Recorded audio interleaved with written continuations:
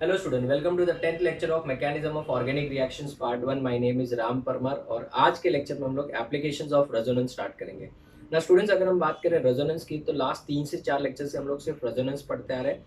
Previous lecture that is lecture number 9 में हम लोग ने रेजोनेंस के अंदर हम लोग ने एक टॉपिक कवर किया था, how to compare the relative stability of different resonating structures. उसके लिए हमने बहुत सारे रूल्स पढ़े थे। आज के लेक्चर में हम लोग जो एप्लीकेशन ऑफ रेजोनेंस स्टार्ट करने वाले हैं उसमें हम लोग सबसे पहले पॉइंट डिस्कस करेंगे कि रेजोनेंस की मदद से हम लोग कैसे फाइंड आउट कर सकते हैं गिवन कंपाउंड एरोमेटिक है, एंटी एरोमेटिक है या नॉन एरोमेटिक। अब ये तीनों का मीनिंग भी हम लोग डिस्कस करेंगे। तो हमारे लिए नए 3 वर्ड्स कौन से हैं स्टूडेंट्स? एरोमेटिक कंपाउंड कौन सा है, एंटी एरोमेटिक कंपाउंड कौन सा है और नॉन एरोमेटिक कंपाउंड क्या है। So this is basically nothing but the applications of resonance. Now if we talk about aromaticity under the topic of application of resonance, the compound can be aromatic, it can be anti-aromatic, or it can be last one non-aromatic. The compound can be aromatic, anti-aromatic or non-aromatic. किसी भी compound को aromatic होने के लिए कुछ rules को follow करना पड़ेगा। जैसे कि सबसे पहला रूल ये है, आपको ये रूल्स याद रखने, कंपाउंड का साइक्लिक होना बहुत जरूरी है। At the same time it should be planar in nature. अगर कंपाउंड नॉन प्लेनार हो गया, अगर कंपाउंड नॉन प्लेनार है, ठीक है, मतलब sp3 हाइब्रिडाइज कार्बन है जिसके ऊपर पॉजिटिव भी नहीं नेगेटिव भी नहीं, ठीक है ना। अगर sp3 हाइब्रिडाइज कार्बन है जिसके चारों के चारों बॉन्ड बने हुए हैं, नेगेटिव चार्ज नहीं है उसके ऊपर, तो डेफिनेटली वो क्या हो जाएगा? Non aromatic. तो सबसे पहले कंपाउंड का क्या होना जरूरी है? साइक्लिक होना जरूरी है और प्लेनार होना जरूरी है। प्लेनार होने के लिए कैसे फाइंड आउट करेंगे? स्ट्रक्चर को देख के कैसे डिसाइड करेंगे कि सबके सब कार्बन जो है या तो sp2 हाइब्रिडाइज होना चाहिए, sp हाइब्रिडाइज होना चाहिए, या फिर अगर वो sp3 है तो उसके ऊपर नेगेटिव चार्ज होना चाहिए। ठीक है, तो ये क्या है? प्लेनार। तो compound should be cyclic and planar. दूसरा rule number 2, there should be cyclic conjugation. खाली साइक्लिक होने से कुछ नहीं होगा, साइक्लिक कॉन्जुगेशन होना चाहिए, जिसको हम लोग साइक्लिक डीलोकलाइजेशन भी बोल सकते हैं कि रिंग के अंदर ही डीलोकलाइजेशन ऑफ इलेक्ट्रॉन होना चाहिए। तो साइक्लिक कॉन्जुगेशन होना चाहिए। तीसरा, the most important, it should have pi electrons equal to 4n+2। Pi electron उसके अंदर जो होंगे वो किसको इक्वल होना चाहिए? 4n+2 को, where n is equal to 0, 1, 2, 3 and so on. These are the rules। और इसी को बेटा हम लोग बोलते हैं ह्यूकल्स रूल। कौन सा रूल? ह्यूकल्स रूल। तो किसी भी कंपाउंड को एरोमेटिक होने के लिए टोटल 3 कंडीशंस को सेटिस्फाई करना पड़ेगा। पहला कंडीशन, वो साइक्लिक और प्लेनार होना चाहिए। दूसरा कंडीशन, उसके अंदर साइक्लिक डीलोकलाइजेशन या फिर साइक्लिक कॉन्जुगेशन होना चाहिए। तीसरा, it's pi electron should be equal to 4n+2 in which n should be equal to 0, 1, 2, 3 and so on, and this rule is also known as dash Huckel's rule। तो अगर कोई compound in तीनों conditions को satisfy कर रहा है तो वो कंपाउंड एरोमेटिक कहलाया जाएगा। और एरोमेटिक की स्टेबिलिटी सबसे ज्यादा होती है। अगर आप मुझे पूछोगे स्टेबिलिटी ऑर्डर के बारे में, तो स्टेबिलिटी ऑर्डर जो होती है स्टूडेंट्स, सबसे ज्यादा स्टेबल होता है एरोमेटिक। सबसे ज्यादा स्टेबल हो जाएगा एरोमेटिक, उसके बाद में आता है नॉन एरोमेटिक और लास्ट में आता है एंटी एरोमेटिक। एंटी एरोमेटिक मतलब highly unstable. Anti aromatic highly क्या? अनस्टेबल। तो students, stability order is aromaticity, aromatic greater than, non aromatic greater than, anti aromatic. तो अगर 3 कंपाउंड्स मैं आपको दे दूं जिसमें से एक एरोमेटिक है, एक एंटी एरोमेटिक है और एक नॉन एरोमेटिक है, और कंपेयर करने बोलो कि तीनों में से सबसे ज्यादा स्टेबल कौन सा होगा, तो एरोमेटिक कंपाउंड सबसे ज्यादा स्टेबल, सेकंड नंबर पे आएगा नॉन एरोमेटिक कम स्टेबल, और एंटी एरोमेटिक तो सबसे ज्यादा अनस्टेबल होगा। सर इसके लिए क्या रूल्स है? एंटी एरोमेटिक के लिए सबसे पहला पॉइंट, कंपाउंड का साइक्लिक होना बहुत जरूरी है and it should be planar. Cyclic and planar. दूसरा पॉइंट भी सेम, उसके अंदर भी साइक्लिक कॉन्जुगेशन होना चाहिए। क्या होना चाहिए? साइक्लिक डीलोकलाइजेशन या फिर साइक्लिक कॉन्जुगेशन। एग्जांपल्स देके समझाओ, डोंट वरी। तीसरा, इसके जो पाई इलेक्ट्रॉन्स होंगे वो इक्वल होंगे 4n को। सिंपल, कितना? 4n को। Pi electron should be equal to 4n where n is not equal to 0, it is 1, 2, 3 and so on। This is also known as dash rule, Huckel's rule। तो अगर कोई compound इस rule को follow कर रहा है तो वो एंटी एरोमेटिक, इस रूल को फॉलो कर रहा है तो वो क्या हो जाएगा, एरोमेटिक। यहाँ पे अगर कंपाउंड एरोमेटिक भी नहीं है, एंटी एरोमेटिक भी नहीं है, तो कंपाउंड क्या हो जाएगा, non aromatic. If the compound is, if compound is neither, it is neither aromatic nor anti-aromatic, it is neither aromatic nor anti-aromatic, then it is called as, it is called as non-aromatic। तो वो compound क्या हो जाएगा, non aromatic हो जाएगा। ठीक है, तो मुझे द कंडीशंस क्या क्या है बताओ जल्दी से वन बाय वन। अगर कंपाउंड एरोमेटिक भी नहीं है और नॉन एरोमेटिक, एरोमेटिक भी नहीं है और एंटी एरोमेटिक भी नहीं है, तो वो क्या हो जाएगा, नॉन एरोमेटिक। एरोमेटिसिटी के लिए क्या कंडीशंस है, साइक्लिक होना चाहिए, प्लेनर होना चाहिए, राइट, साइक्लिक होना चाहिए, प्लेनर होना चाहिए, साइक्लिक कॉन्जुगेशन होना चाहिए एंड 4n+2 को पाई इलेक्ट्रॉन इक्वल होना चाहिए। सर ये एक एग्जांपल देके समझाओगे तो और अच्छे से क्लियर हो जाएगा। तो सबसे पहले मैं एक काम करता हूँ, तीनों का एक एक एग्जांपल दे देता हूँ ताकि आपको कंसेप्ट समझ में आ जाए, फिर हम क्या करेंगे, बहुत सारे एग्जांपल्स को डिस्कस करेंगे। ठीक है, सो ये लेक्चर में बहुत सारे एग्जांपल्स हम डिस्कस करेंगे, आप लोग आराम से सुनते रहिएगा। अगर मैं बात करूं ये कंपाउंड के बारे में, देखिएगा ध्यान से, इस कंपाउंड की बात करूं, अगर इस कंपाउंड में मैंने इस कार्बन के ऊपर क्या चार्ज डाल दिया, पॉजिटिव चार्ज डाल दिया, बराबर है। तो सबसे पहले मुझे एक बात बताओ, क्या ये कंपाउंड साइक्लिक है या नहीं है, हाँ सर है ना। दूसरी बात, क्या ये कंपाउंड प्लेनर है या नहीं है, सर है ना। कैसे मालूम पड़ा, ये कार्बन का हाइब्रिडाइजेशन sp2 और ये भी sp2, बराबर है। sp3 नहीं चलेगा, sp3 होगा तो गड़बड़ हो जाएगी। हाँ, sp3 वाला कार्बन चलेगा, उसके ऊपर नेगेटिव चार्ज वाला कार्बन होना चाहिए फिर वो, ताकि वो डीलोकलाइजेशन में हेल्प कर सके। तो साइक्लिक है, प्लेनर है। क्या इस कंपाउंड में रेजोनेंस होगा, यस। अगर मैं इस कंपाउंड की बात करूं तो इसका नेक्स्ट रेजोनेटिंग स्ट्रक्चर क्या होगा, ये वाला हो जाएगा कि नहीं हो जाएगा, बराबर है। फिर इसका जो नेक्स्ट रेजोनेटिंग स्ट्रक्चर होगा वो कैसे होगा, यहाँ पे शिफ्ट होगा तो मैंने से यहाँ पे डबल बॉन्ड और यहाँ पे कौन सा चार्ज आएगा, पॉजिटिव। अगर बाद में वापस शिफ्ट करोगे तो सेम स्ट्रक्चर आएगा। तो इसका मतलब इसमें साइक्लिक कॉन्जुगेशन भी है या नहीं है, यस स्टूडेंट्स, इसमें साइक्लिक कॉन्जुगेशन भी है because of that positive charge, है ना। अगर मैं बात करूं कि इसके अंदर पाई इलेक्ट्रॉन्स कितने हैं, तो इसके अंदर पाई इलेक्ट्रॉन्स है, ये पाई बॉन्ड है तो ये पाई इलेक्ट्रॉन्स हो गए, ये तो कुछ है नहीं बेटा, तो यहाँ पे कितने इलेक्ट्रॉन है, पाई इलेक्ट्रॉन 2 है। अगर मैं इसको कंपेयर करूं 4n+2 के साथ, 4n+2 equal to dash pi electron 2, right, 2 pi electrons आए, सो 2 और 2 क्या हो जाएगा, कैंसिल हो जाएगा कि नहीं हो जाएगा। So what is the value of n, n is equal to 0। क्या n की वैल्यू 0 है इसमें, है ना। तो इसका मतलब this compound follows all the rules of dash aromaticity, so therefore the compound is dash aromatic, हो गया, ये कंपाउंड क्या हो जाएगा, एरोमेटिक हो जाएगा, एकदम simple. So therefore the compound is dash in nature, it is aromatic in nature, तो ये कंपाउंड हो जाएगा एरोमेटिक। अगर मैं यहाँ पे इसका एक और एग्जांपल लेता हूँ, इस कंपाउंड को ध्यान से देखो सर, ये तो ऊपर जो बनाया वही है, ध्यान से देखो तो सही, सर देख लिया। फिर अभी बताओ, क्या ये साइक्लिक है, हाँ सर साइक्लिक है। क्या ये प्लेनार है, हाँ सर प्लेनार है। Sir let me check first, sp3 sir आपने तो बोला था sp3 वाला रहेगा तो प्लेनार नहीं होगा, बट मैंने बोला था ना sp3 वाला नेगेटिव चार्ज वाला रहेगा तो वो अपने कॉन्जुगेशन में हेल्प करेगा, तो वो भी प्लेनार में ही गिना जाएगा। तो आप बताइए प्लेनार हुआ कि नहीं हुआ, हुआ। क्या यहाँ पे साइक्लिक कॉन्जुगेशन है, हाँ है। इस कंपाउंड का भी हमने रेजोनेंस बनाया था, ये कौन से टाइप का कॉन्जुगेशन में गिना जाता है, pi bond and anion at dash position alternate position, this is pi bond and cation at alternate position. क्या इसमें भी रेजोनेंस होगा, यस। इसके भी 3 रेजोनेटिंग स्ट्रक्चर्स बनेंगे और तीनों के तीनों कौन से होंगे, इक्विवेलेंट रेजोनेटिंग स्ट्रक्चर्स होंगे, बराबर है। तो अगर मैं नेगेटिव चार्ज को मूव करते राइट, तो ये वाला इस तरीके से, यहाँ पे नेगेटिव चार्ज, यहाँ पे डबल बॉन्ड, फिर ये वाला अंदर और ये ऐसा इस तरीके से, तो यहाँ पे नेगेटिव चार्ज और यहाँ पे कौन सा बॉन्ड, डबल बॉन्ड आ जाएगा। तो इसके अंदर भी डीलोकलाइजेशन है, मतलब साइक्लिक कॉन्जुगेशन है। उसके बाद में अगर हम बात करें इस कंपाउंड के अंदर, तो पाई इलेक्ट्रॉन्स कितने हैं, पाई इलेक्ट्रॉन्स हो जाएंगे 2+2। सर 2+2 कैसे, ये 2 तो ये वाले इलेक्ट्रॉन्स और ये नेगेटिव चार्ज, मतलब वो भी कितने इलेक्ट्रॉन्स है, 2, तभी तो ये बॉन्ड बन रहा है, देखो ना यहाँ पे, बराबर है। तो इसका मतलब इसके पास टोटल कितने इलेक्ट्रॉन्स है, 4, करेक्ट। तो अगर मैं इस कंपाउंड को कंपेयर करूं किसके साथ, 4n+2 के साथ 4n+2 इज इक्वल टू 4 हो गया। So what will be the value of n? n का वैल्यू हो जाएगा बच्चों, ये 2 उधर गया तो -2, 4 में से 2 गया 2, 2 divide by 4, 2 divide by 4 is 1/2। क्या n की वैल्यू 1/2 इसमें मैच हो रही है?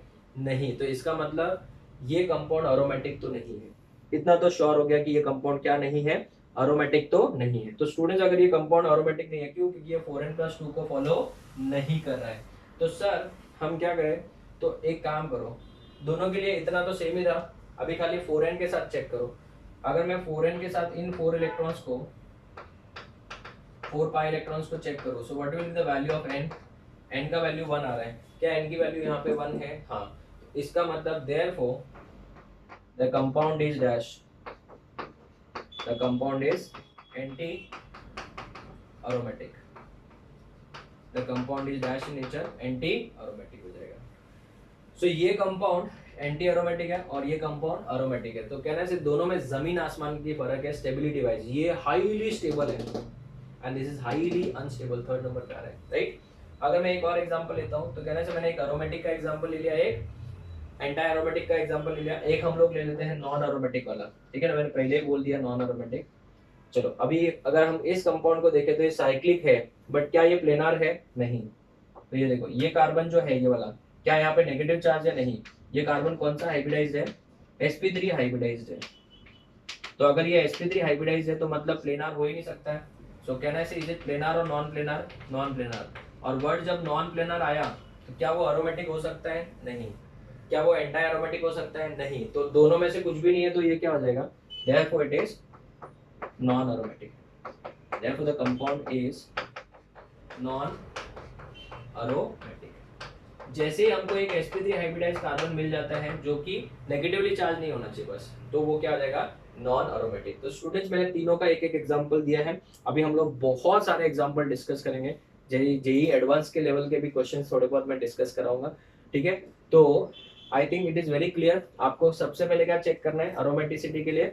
Cyclic and planar. दूसरा साइक्लिक कॉन्जुगेशन, कॉन्जुगेशन ड्रॉ करके देख लो, इसके लिए मैंने आपको रेजोनेंस के ऊपर इतना लेक्चर्स लिए। एंड थर्ड आपको 4n+2 इलेक्ट्रॉन्स को अगर वो फॉलो कर रहे हैं, अगर वो 4n इलेक्ट्रॉन्स को फॉलो कर रहा है तो एंटी एरोमेटिक। अभी मैं आपको एक ट्रिक देता हूँ।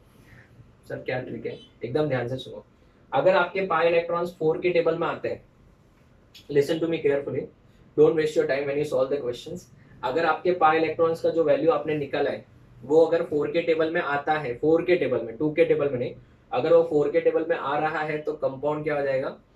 तो कंपाउंड हो जाएगा एंटी एरोमेटिक।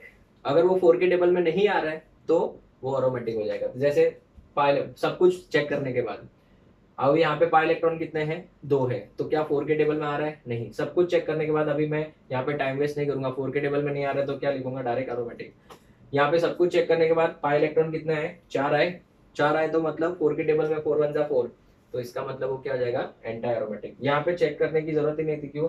क्योंकि यहाँ पे तो वो ऑलरेडी क्या हो गया? नॉन एरोमेटिक हो गया। तो स्टूडेंट्स एकदम सिंपल है, अगर 4 के टेबल में आ रहे हैं पाई इलेक्ट्रॉन्स तो एंटी एरोमेटिक, नहीं आ रहे तो एरोमेटिक हो जाएगा। तो अभी हम लोग बहुत सारे क्वेश्चन डिस्कस करेंगे। अभी एग्जाम में अगर समझो आपको क्वेश्चन आ गया, compare the stability of 1 2 and 3, हो गया खत्म।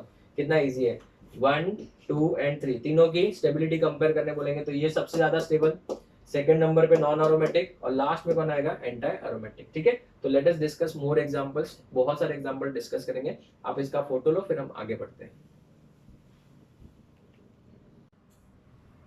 Okay students, so let us solve one question. Identify among the following compounds which compound is aromatic, anti-aromatic and non-aromatic. ठीक है, चलिए एक एक करके क्वेश्चन डिस्कस करते हैं। The first compound is benzene. अगर मैं इस कंपाउंड की बात करूं तो हमको पता करना, सबको पता है benzene is what? Aromatic in nature, but prove करते हैं। क्या ये साइक्लिक है? हाँ। प्लेनार है? Yes it is planar. दूसरा, क्या इसमें साइक्लिक कॉन्जुगेशन है? हाँ, क्योंकि ये इस इलेक्ट्रॉन को इस तरीके से हम लोग मूव कर सकते हैं, साइक्लिक कॉन्जुगेशन है। हाउ मेनी पाई इलेक्ट्रॉन्स आते हैं? पाई इलेक्ट्रॉन से बच्चों 6, बराबर है। अब ये 4n+2 के साथ कंपेयर करके डोंट वेस्ट योर टाइम। अगर मैं बात करता हूँ कि ऊपर वाले सब कंडीशंस फुलफिल हो गए और ये 6 आया, तो क्या 6 4 के टेबल में आता है? नहीं, so it is going to be dash. हो गया, don't waste your time, aromatic in nature, खत्म। Any doubt? आप अगर इसको ऐसे नहीं करना है तो आप आराम से टाइम वेस्ट कर सकते हो। सर टाइम वेस्ट क्यों बोल रहे हो, हम लोग तो पूरा सॉल्व करेंगे। तो ये टाइम वेस्ट है ना बेटा, एक बार समझने के बाद हम लोग अगर ऐसे टाइम वेस्ट करें तो कोई मतलब नहीं बनता है। 4n equals to 4, what is the value of n?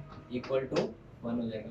तो कहना से अगर हम लोग मैच करें तो n का वैल्यू 1 आ रहा है, बराबर होल नंबर आ रहा है कि नहीं आ रहा है? आ रहा है। तो ये कंपाउंड क्या है? एरोमेटिक है। दूसरा example, if you take this example, बराबर, साइक्लोब्यूटाडाइन। साइक्लोब्यूटाडाइन, क्या ये साइक्लिक है? हाँ। क्या ये प्लेनार है? हाँ। ये साइक्लिक भी और प्लेनार भी है। क्या इसमें साइक्लिक कॉन्जुगेशन है? हाँ। तो इसके अंदर साइक्लिक कॉन्जुगेशन भी है। पाई इलेक्ट्रॉन्स कितने हैं बच्चों? सर 4 है। कैसे? ये 2, ये पाई बॉन्ड और ये पाई बॉन्ड, पाई बॉन्ड के इलेक्ट्रॉन्स गिनने हैं और यहाँ पे नेगेटिव चार्ज रहेगा उसका। तो कितने इलेक्ट्रॉन्स हो गए? 4। तो अगर 4 है तो ये तो 4 के टेबल में आ रहा है, तो 4 के टेबल में आ रहा है तो no need to waste your time, it is dash in nature, anti aromatic. Okay, इसको एंटी एरोमेटिक या फिर एंटी एरोमेटिक बोल सकते हैं, ठीक है। नेक्स्ट, थर्ड एग्जांपल, इस कंपाउंड को ध्यान से देखिए। अगर मैं इस कंपाउंड को ध्यान से देखूं तो पता ये साइक्लिक है कि नॉन साइक्लिक है? सर ये साइक्लिक है। इज इट प्लेनर और नॉन प्लेनर? Non planar. कोई बता सकता है क्यों? Because of this carbon. अगर मैं इस कार्बन को ध्यान से देखूं तो ये तो बेटा sp3 हाइब्रिडाइज्ड है, और sp3 हाइब्रिडाइज्ड कार्बन अगर उसके ऊपर नेगेटिव चार्ज नहीं है तो वो तो नॉन प्लेनर हो जाएगा। तो इसका मतलब ये नॉन प्लेनर होते ही क्या लिखूंगा?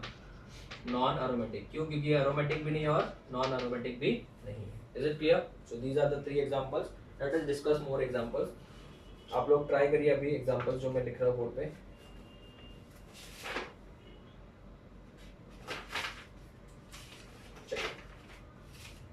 नेक्स्ट एग्जांपल इज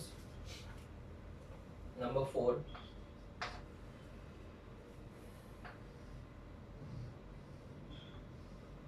एकदम तसल्ली से सॉल्व करिए बच्चों। देखो मैं कैसे सिखा रहा हूँ, एक एक आराम से एक एक चीज बता बता के। वैसे आप लोग को भी एकदम आराम से तसल्ली से सॉल्व करना है, कोई घाई मत करना। घाई का काम शैतान का होता है। आप तो प्यारे बच्चे हो।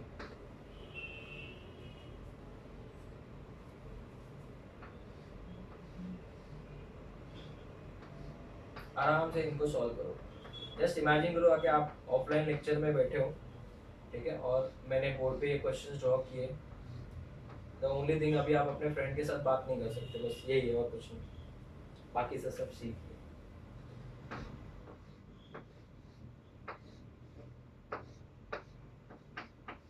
ठीक है, तसल्ली से सॉल्व करिए। बहुत सारे एग्जांपल्स दूंगा मैं प्रैक्टिस के लिए।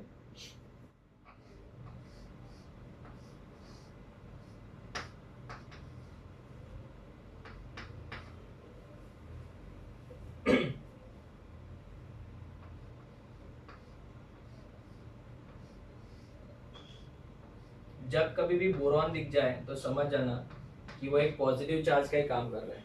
सिंपल है, याद रखना है इसको। बोरॉन कभी भी दिख जाए हमेशा याद रखना किसका काम कर रहा है? पॉजिटिव चार्ज का।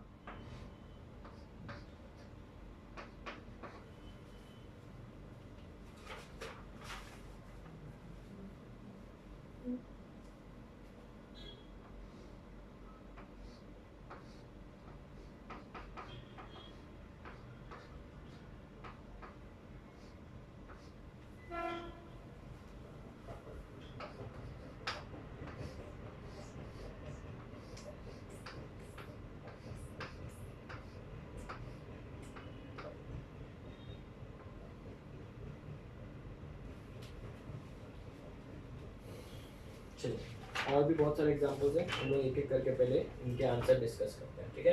आप लोग चाहो तो एक बार वीडियो पॉज कर लो, उसको मुझे थोड़ा डिटेल में समझाना है, इसके लिए और एग्जांपल्स नहीं लिख रहा हूँ यहाँ पे, ठीक है। आप इसको एक बार वीडियो पॉज करके इनको सॉल्व करना चाहो तो सॉल्व कर सकते हो।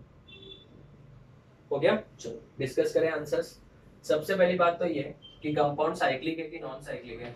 सर ये कंपाउंड साइक्लिक है। अगर ये कंपाउंड साइक्लिक है तो मुझे ये बताओ क्या ये प्लेनार है कि नॉन प्लेनार है? सर ये नॉन प्लेनार है। और अगर ये नॉन प्लेनार है, क्यों नॉन प्लेनार है सर? आपको क्या सप्ताह में पता चला? इतना तो अच्छे सीखा है। ये कार्बन देखो कौन सा हाइब्रिडाइज्ड है? sp3 है। तो sp3 हुआ क्या पॉजिटिव या नेगेटिव चार्ज है उसके ऊपर नहीं है, तो definitely it is going to be dash non dash aromatic, it is compound is non aromatic sir. ठीक है, दूसरा कंपाउंड अगर हम बात करें स्टूडेंट्स, तो this compound is also cyclic in nature, chemistry is so simple, you no, this carbon is sp3, so it is planar or non planar, it is non planar, और अगर नॉन प्लेनर हुआ तो ये क्या हो जाएगा बच्चों, नॉन एरोमेटिक, नॉन प्लेनर होते ही non aromatic, chemistry so simple, you know. Next, this compound is dash in nature, cyclic in nature and it is dash planar. Planar कैसे पता चला, sp2 sp2 sp2 sp2 पूरा का पूरा sp2 है, क्या इसके अंदर साइक्लिक कॉन्जुगेशन है, हाँ। ये कंपाउंड मैंने रेजोनेंस में आपको प्रैक्टिस करने के लिए भी दिया था, ये वाला चार्ज ऐसे पॉजिटिव चार्ज की तरफ अगर इलेक्ट्रॉन मूव करेंगे तो यहाँ पे पॉजिटिव आएगा, और इसमें रेजोनेंस हो रहा है, साइक्लिक कॉन्जुगेशन है, तो इसमें साइक्लिक कॉन्जुगेशन है। How many pi electrons are there, pi electrons यहाँ पे देखोगे ध्यान से तो सिर्फ दो ही है, ये देखो एक इलेक्ट्रॉन और ये दूसरा इलेक्ट्रॉन, और तो कहीं पे नेगेटिव चार्ज है, नेगेटिव चार्ज होता है तो इलेक्ट्रॉन ऐड होता है, या फिर लोन पेयर रहेगा तो उसका भी इलेक्ट्रॉन ऐड होगा, आगे एग्जांपल आएगा। तो आप बता क्या ये 4 के टेबल में आ रहा है, नहीं आ रहा है सर, तो this is going to be aromatic और non aromatic, it is aromatic, simple. इस कंपाउंड की बात करें, क्या ये साइक्लिक है, हाँ सर। क्या ये प्लेनार है, हाँ। कैसे मालूम पड़ा, sp2 sp2 sp3 sp3 sir, sp3 आया, आपने तो बोला था sp3, सुनो तो सही, नेगेटिव चार्ज है दोनों जगह पे, हाँ याद है याद है, ठीक है, कुछ भी बोलते हो सुनते ही नहीं हो, बस बोलो कितने पाई इलेक्ट्रॉन्स है सर, दो, दो नहीं आएंगे, मैंने बोला था ना नेगेटिव चार्ज रहेगा तो दो इलेक्ट्रॉन ऐड होता है, यहाँ पे वो प्रीवियस बोर्ड पे दिखाया था मैंने, ये दो इलेक्ट्रॉन, यहाँ से दो इलेक्ट्रॉन, कितने हो गए 4, और यहाँ से दो इलेक्ट्रॉन, टोटल कितने हो गए 6, तो 6 इलेक्ट्रॉन हो गए बच्चों इसमें। अगर 6 इलेक्ट्रॉन हो गए तो 6 तो बेटा 4 के टेबल में आता नहीं है, सो इट इज एरोमेटिक या नॉन एरोमेटिक, एरोमेटिक, बराबर, एकदम इजी लगा ये भी। चलो नेक्स्ट अगर हम बात करें, तो ये कंपाउंड साइक्लिक है कि नॉन साइक्लिक है, सर ये साइक्लिक है। प्लेनर है या नॉन प्लेनर है, सर दिस इज प्लेनर, क्यों, क्योंकि sp2, ये भी sp2 है, ये भी sp2 sp2 sp2, क्या इसमें रेजोनेंस होगा, बहुत अच्छे से रेजोनेंस होगा, इसके 5 इक्विवेलेंट रेजोनेटिंग स्ट्रक्चर्स भी आएंगे, कॉन्जुगेशन है साइक्लिक, यस। अगर मैं बात करूं पाई इलेक्ट्रॉन्स की, तो पाई इलेक्ट्रॉन्स होंगे बेटा सिर्फ 4, गिन लो, यहाँ से दो, यहाँ से दो, 4 हो गए, और ये तो पॉजिटिव मतलब खुद बिकारी है, तो 4 तो बेटा 4 के टेबल में आ रहा है, तो इसका मतलब this compound is dash anti aromatic, ये कंपाउंड हो जाएगा एंटी एरोमेटिक, इजी था। चलिए नेक्स्ट एग्जांपल डिस्कस करते हैं, ये वाला, आप बताओ ये कंपाउंड साइक्लिक है कि नॉन साइक्लिक है, सर ये तो साइक्लिक है, इज इट प्लेनर और नॉन प्लेनर, प्लेनर, चेक करो, sp2 sp2 sp2 sp2, और ये sp3 है, sp3 है बट नेगेटिव चार्ज है, चलेगा। इस कंपाउंड को हमने रेजोनेंस में प्रैक्टिस किया था, साइक्लिक कॉन्जुगेशन है, रेजोनेंस हो सकता है इसमें पूरा, फिर इसके अंदर पाई इलेक्ट्रॉन्स कितने होंगे, गिनो, 4 होंगे, नहीं सर गलत लिखा, क्यों, क्योंकि सर आपने नेगेटिव चार्ज तो गिना ही नहीं, नेगेटिव चार्ज भी तो गिनना था ना, तो टोटल कितने हो जाएंगे 6, कैसे, इधर से दो, इधर से दो, एक बॉन्ड मतलब 2 इलेक्ट्रॉन, और नेगेटिव चार्ज के 2 इलेक्ट्रॉन गिने जाएंगे, तो टोटल कितना हो गया 6, सो दिस कंपाउंड, क्या 6 बेटा 4 के टेबल में आता है, नहीं, सो ये क्या हो जाएगा एरोमेटिक, सिंपल। इस कंपाउंड की बात करें तो आप बताइए कंपाउंड साइक्लिक है कि नॉन साइक्लिक है, सर साइक्लिक है, इज इट प्लेनर और non planar, sir planar, sir कैसे डिसाइड किया, sp2 sp2 sp2 sp2 और ये भी sp2, सर कैसे, बोरॉन मैंने बोला था ना पॉजिटिव चार्ज की जैसे ट्रीट करना, क्योंकि 3 बॉन्ड बनाया, और कार्बोकैटायन में भी तो 3 ही बॉन्ड होते हैं, और इसके पास में वेकेंट ऑर्बिटल भी है, तो रेजोनेंस में पार्टिसिपेट भी करेगा, और रेजोनेंस में पार्टिसिपेट करेगा तो रिंग में कॉन्जुगेशन होगा, साइक्लिक कॉन्जुगेशन। अगर मुझे किसी ने पूछ लिया कि बता पाई इलेक्ट्रॉन कितने, तो मैं बोलूंगा 4, क्यों, 1 2 3 4, इसके पास तो कुछ है नहीं, तो खुद पॉजिटिव चार्ज की जैसा काम कर रहा है, 4 आया मतलब 4 के टेबल में आ रहा है, सो इट इज एंटी एरोमेटिक, हो गया। अगर मैं इस कंपाउंड की बात करूं, ठीक है, तो बताओ ये साइक्लिक है कि नॉन साइक्लिक है, साइक्लिक है, इज इट प्लेनर और non planar, planar, sir check करवाओ, sp2 ये भी sp2, बोरॉन को मैंने बोला था पॉजिटिव ही मान के चलना है ना, तो आप बताओ इसकी वजह से साइक्लिक कॉन्जुगेशन होगा, पाई इलेक्ट्रॉन कितने हो जाएंगे बच्चों, सिर्फ 2, क्यों, क्योंकि 1 2, यहाँ पे तो पॉजिटिव चार्ज है, तो ये बेटा 2 जो है 4 के टेबल में आता नहीं है, this compound is going to be aromatic, ठीक है, this is very very important, और मैं आपको रिक्वेस्ट करूंगा, रिक्वेस्ट कर रहा हूँ कि ये कंपाउंड आप याद ही रखो, इसका नाम है पाइरॉन, बराबर है। आप मुझे ये बताओ क्या ये कंपाउंड साइक्लिक है या नहीं है, हाँ सर साइक्लिक है। क्या ये कंपाउंड प्लेनर है कि नहीं है, सर प्लेनर है, सर कैसे बताओ, sp2 sp2 sp2 sp2। Sir ये तो sp3 है। अगर ये नाइट्रोजन sp3 है, क्या इसके पास लोन पेयर है? हाँ लोन पेयर है। क्या ये लोन पेयर रेजोनेंस में पार्टिसिपेट कर सकते हैं? हाँ। तो sp3 होगा तो चलेगा, मैंने बोला sp3 होगा तो चलेगा, या तो उसके ऊपर नेगेटिव चार्ज होना चाहिए या फिर उसके पास लोन पेयर होना चाहिए। आई रिपीट, या तो नेगेटिव चार्ज होना चाहिए या फिर लोन पेयर होना चाहिए, तभी वो चलेगा। तो कैन वी से दैट इसमें इस तरीके से होगा, फिर इधर नेगेटिव अंदर शिफ्ट होकर ऐसे साइक्लिक कॉन्जुगेशन होगा। तो इसका मतलब इसमें साइक्लिक कॉन्जुगेशन होगा। तो वापस से बोलो, sp3 में कौन सा वाला नहीं चलेगा? जिसके ऊपर नेगेटिव चार्ज नहीं है या फिर लोन पेयर नहीं है, वो नहीं चलेगा। नेगेटिव चार्ज है, sp3 है बट नेगेटिव चार्ज है, sp3 या फिर लोन पेयर है, वो चलेगा क्योंकि वो रेजोनेंस में क्या करेगा? पार्टिसिपेट, और उस वजह से प्लेनार हो जाएगा। वो क्या हो जाएगा? प्लेनार। सो टेल मी, इस कंपाउंड को अगर हम देखें तो इसके अंदर टोटल पाई इलेक्ट्रॉन्स कितने हैं? सर इसके अंदर पाई इलेक्ट्रॉन्स हो जाएंगे 2 और 2 4। गलत, बोलो क्यों? आपने ये लोन पेयर को तो गिना ही नहीं। अगर आप पाई इलेक्ट्रॉन्स की बात करोगे तो ये 2 और 2 4 तो है, ये भी तो पाई बॉन्ड बना रहे हैं ना यहाँ पे रेजोनेंस में। ठीक है, तो बताओ इसमें टोटल कितने आएंगे? 6 आएंगे, 4 मत लिखना। सो this compound is dash in nature, it is dash aromatic in nature. So pyrrole is dash heterocyclic compound है। क्यों? क्योंकि नाइट्रोजन आ गया, तो heterocyclic compound and it is aromatic in nature। मैं 2 मिनट का भाषण दूंगा, ध्यान से सुनो। अगर हम बात करें पायरोल की, क्या पायरोल के अंदर नाइट्रोजन के पास लोन पेयर है? हाँ सर है ना। क्या वो लोन पेयर किसी को देगा? नहीं देगा, कभी नहीं देगा। बोलो क्यों? अगर इसने ये लोन पेयर दे दिया, जस्ट इमेजिन करो, 2 मिनट का भाषण सुनो, बहुत अच्छा है, आगे बहुत काम आएगा। अगर इसने किसी को इलेक्ट्रॉन दे दिया, किसी को भी इलेक्ट्रॉन दे दिया, तो क्या मुझे था वो इलेक्ट्रॉन देने के बाद इसके पास कितने इलेक्ट्रॉन बच जाएंगे? सर 4 ही बचेंगे। तो 4 बचेंगे बच्चों, तो मुझे ये बात बताओ, ये तो कंपाउंड बेटा एरोमेटिक हो ही नहीं पाएगा, बराबर ना? क्या एरोमेटिक हो पाएगा? नहीं हो पाएगा। तो इसका मतलब ये स्टेबिलिटी को लूज कर देगा 2 इलेक्ट्रॉन देने के बाद। अगर आपको पता है, अगर पायरोल की जगह पे आप होते हैं, आप बहुत ही ज्यादा स्टेबल हो, लाइफ में सब कुछ मिल गया, क्या हो? आप एरोमेटिक हो। अगर इमेजिन करो आपने ये 2 इलेक्ट्रॉन दे दिए किसी को, ठीक है ना, तो आपकी एरोमेटिसिटी तो गायब हो जाएगी। हाँ है ना, सब सुख ठाट बाट एकदम खत्म हो जाएंगे। तो आप क्या बोलोगे? नहीं, ये 2 इलेक्ट्रॉन मैं किसी को दूंगा नहीं। तो याद रखना, pyrrole is aromatic because of these 2 electrons. अगर ये 2 इलेक्ट्रॉन चले गए, किसी को दे दिए, तो फिर उसकी बेसिसिटी तो डेफिनेटली, बेसिसिटी के लिए ये इलेक्ट्रॉन अवेलेबल है अगर समझो, तो उसकी वजह से क्या हो जाएगा? उसका एरोमेटिसिटी लूज हो जाएगा। तो क्या पायरोल अपने ये लोन पेयर ऑफ इलेक्ट्रॉन किसी को देगा? कभी नहीं देगा। अगर वो देता है तो उसकी एरोमेटिसिटी खत्म हो जाएगी। तो याद रखना, इसके लिए नाइट्रोजन के पास लोन पेयर होने के बावजूद भी पायरोल अपना ये इलेक्ट्रॉन देगा नहीं। ठीक है। उसके बाद में अगर हम बात करें, this is again very important compound, इसको बोलते हैं पिरिडीन। ये भी एक हेट्रोसाइक्लिक कंपाउंड है, बराबर है। चलो स्टार्ट करते हैं। अगर मैं बात करूं इस कंपाउंड की, तो क्या ये साइक्लिक है या नहीं है? सर साइक्लिक है। क्या ये प्लेनार है या नहीं है? सर ये प्लेनार है। कैसे? sp2 sp2 sp2 sp2 sp2 sp2, सबके सब sp2 है। यस, साइक्लिक है, प्लेनार है। क्या इसमें साइक्लिक कॉन्जुगेशन है? हाँ है ना। क्यों? क्योंकि हमने इसका रेजोनेटिंग स्ट्रक्चर भी बनाया है, बराबर है।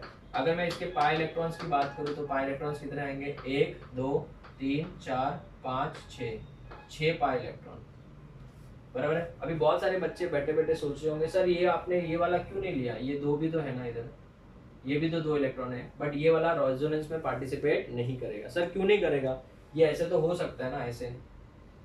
अगर समझो ये ऐसे हुआ तो यहाँ से ऐसे हो जाएगा, बराबर है। तो इसका जो नेक्स्ट रेजोनेटिंग स्ट्रक्चर आएगा वो क्या आएगा बताओ? दिस इज वेरी इंपॉर्टेंट, इसके लिए मैंने पूरा ये वाला सेक्शन ही रखा है इसके लिए, ताकि आपको समझा सकूं अच्छे से। ये नाइट्रोजन है, इधर डबल बॉन्ड आएगा, इधर भी डबल बॉन्ड आएगा, इसके ऊपर प्लस आ जाएगा, इसके ऊपर माइनस, ये वाला। ये जो स्ट्रक्चर मैंने बनाया है, आप बताओ इसमें ये नाइट्रोजन का हाइब्रिडाइजेशन क्या है? sp। और सबको पता होना चाहिए sp में जो बॉन्ड एंगल होता है, बॉन्ड एंगल कितना होता है? 180 होता है, बराबर है। कितना होता है? 180। तो मुझे बता बेटा, रिंग में 180 कैसे पॉसिबल है? इमेजिन करो मेरे पास एक रिंग है, देखना ध्यान से, ये रिंग है समझो, रिंग दिख रहा है आपको? अभी रिंग में 180 कैसे पॉसिबल है? ऐसे में करने जाओ तो ये तो रिंग तो बेटा टूट जाएगा। तो रिंग में 180 पॉसिबल नहीं है। तो याद रखना, ये वाला नाइट्रोजन कभी भी ये लोन पेयर रेजोनेंस के लिए दे पाएगा क्या? नहीं दे पाएगा। तो स्टूडेंट्स मुझे एक बात बताओ, ये जो लोन पेयर ऑफ इलेक्ट्रॉन है किसके ऊपर? pyridine में नाइट्रोजन के ऊपर, क्या ये लोन पेयर ऑफ इलेक्ट्रॉन यहीं पे पड़े रहेंगे कि रेजोनेंस में पार्टिसिपेट करेंगे? सर यहीं पे पड़े रहेंगे, यहीं पे पड़े रहेंगे. So can we say that these lone pair of electron, lone pair will or will not participate in dash in resonance. ये कभी भी रेजोनेंस में पार्टिसिपेट करेगा कि नहीं करेगा? नहीं करेगा. अगर ये रेजोनेंस में पार्टिसिपेट नहीं कर रहा है तो यहीं पे पड़े रहेगा. हाँ सर. तो ये लोकलाइज्ड है या डीलोकलाइज्ड है? लोकलाइज्ड लोन पेयर, बराबर है. जबकि अगर मैं इस लोन पेयर की बात करूं तो क्या ये रेजोनेंस में पार्टिसिपेट कर रहा है? हाँ. तो ये क्या है, डीलोकलाइज्ड है कि लोकलाइज्ड है? डीलोकलाइज्ड. अभी मैं आपसे एक सिंपल सा सवाल पूछता हूँ, क्या नाइट्रोजन के पास ये लोन पेयर हमेशा ऐसे ही पड़ा रहेगा? हाँ. तो अगर मैं इसके सामने जाऊं, मुझे बोलूंगा मुझे इलेक्ट्रॉन दे दो, तो ये आराम से आपको इलेक्ट्रॉन दे देगा. क्या ये दे पाएगा? ये तो बोलेगा मैं इन इलेक्ट्रॉन्स की वजह से एरोमेटिक हूं. क्या ये पिरिडिन इन इलेक्ट्रॉन की वजह से एरोमेटिक है? पहले बताओ, ये कंपाउंड एरोमेटिक है कि नॉन एरोमेटिक है? 6 है मतलब 4 के टेबल में नहीं आ रहा है. तो क्या ये एरोमेटिक है कि नॉन एरोमेटिक है? एरोमेटिक है. क्या इन इलेक्ट्रॉन्स की वजह से एरोमेटिक है? नहीं, ये तो हमने गिने ही नहीं है, क्योंकि ये तो पार्टिसिपेट कर ही नहीं रहे. तो स्टूडेंट्स याद रखना, आज के बाद एक ट्रिक देता हूं, सिंपल सा ट्रिक. सुनो मेरी बात, ध्यान से सुनो. अगर नाइट्रोजन के ऊपर डबल बॉन्ड है और लोन पेयर भी है, या फिर किसी भी एटम के ऊपर डबल बॉन्ड भी है और लोन पेयर भी है, तो वो लोन पेयर कभी भी रेजोनेंस में पार्टिसिपेट नहीं करेगा. सर तो ऐसा कोई एग्जांपल और दो. ये देखो, ये वाला तो हो ही गया. नेक्स्ट एग्जांपल मैं नेक्स्ट बोर्ड पे लेने वाला हूँ, लेकिन ये एग्जांपल देखो. इस नाइट्रोजन के पास लोन पेयर है, बट देखो इधर डबल बॉन्ड नहीं है, इधर भी डबल बॉन्ड नहीं है, तो वो रेजोनेंस में पार्टिसिपेट करेगा.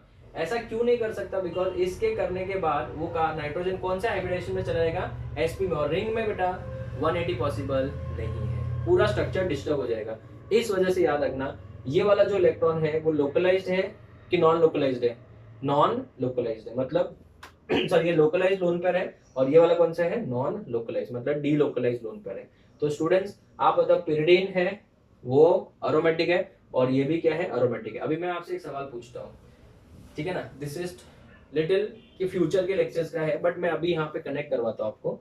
अगर मैं आपको पिरिडीन दे दूं और पायरोल दे दूं और पूछूं कि दोनों में से ज्यादा बेसिक कौन है? सर ज्यादा बेसिक मतलब जो इजीली इलेक्ट्रॉन देगा, ये तो दे रही ही नहीं रहे, ठीक है. और ये तो आराम से दे देगा, क्यों? क्योंकि ये तो वैसे भी पड़े ही है ना, लोकलाइज्ड ही तो है. तो आप बताओ दोनों में से ज्यादा बेसिक कौन होगा? डेफिनेटली कौन सा होगा? पिरिडीन होगा. और ये कम बेसिक होगा. तो मैं आपसे रिक्वेस्ट करूंगा कि पायरोल तो आप याद ही रखो, क्योंकि आगे जाके बहुत बार मैं ऐसे एग्जांपल्स दूंगा जिसमें पायरोल आएगा, एंड पायरोल इज एरोमेटिक, और जिसमें वो लोन पेयर की वजह से एरोमेटिक हो रहे हैं, ठीक है. तो ऐसे हम लोग ने टोटल 13 एग्जांपल डिस्कस किए, और भी बहुत सारे एग्जांपल्स हैं मेरे पास, हम लोग वो डिस्कस करेंगे. आप इसका फोटो लो, फिर हम आगे बढ़ते हैं. Okay students, so let us discuss the next examples. Example number 14, ठीक है. If we talk about furan, very important compound. मैं तो रिक्वेस्ट भी करूंगा आप इन कंपाउंड्स के नाम IUPAC से याद रखते आए हो, आगे भी याद ही रखना, आगे हमको बहुत काम आने वाले ये सब कंपाउंड्स, ठीक है. तो आप आराम से इन सबको डिस्कस कर सकते हैं, ठीक है. इन सब के अंदर आपको एरोमेट्रिसिटी चेक करना है. This is thiophene number 16. This is again very important compound, ये वाला जो मैंने अभी बनाया है.